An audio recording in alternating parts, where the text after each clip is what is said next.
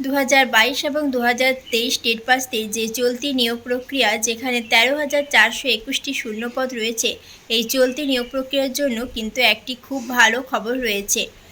সাংবাদিকদের প্রশ্নের উত্তরে স্কুল শিক্ষামন্ত্রী দীপক বর্মন মহাশয় জানিয়েছেন যে ইন্টারভিউ প্রক্রিয়াটি থমকে রয়েছে, সেই ইন্টারভিউ প্রক্রিয়া কিন্তু খুবই দ্রুত চালু হতে চলেছে।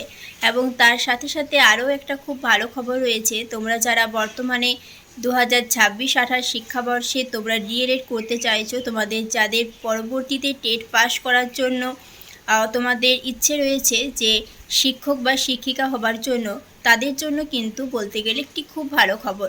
বর্তমানে স্কুল শিক্ষামন্ত্রী দীপক বর্মন মহাশয় জানিয়েছেন যে প্রতি বছরই কিন্তু এবার থেকে টেট পরীক্ষা হবে, এবং তার সাথে সাথে যেটি সবথেকে গুরুত্বপূর্ণ বিষয়, যে নিয়োগও কিন্তু প্রতি বছর হবে।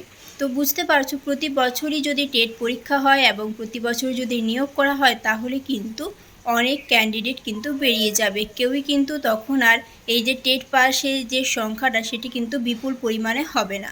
কিছু কিছু টেট পাস সংখ্যা হবে, এবং তার সাথে সাথে যদি নিয়োগ প্রক্রিয়াটিও চালু থাকে, সেক্ষেত্রে কিন্তু প্রায় অনেকেই তাদের যোগ্যতা অনুযায়ী কিন্তু সকলেই চাকরি কিন্তু পেয়ে যাবে।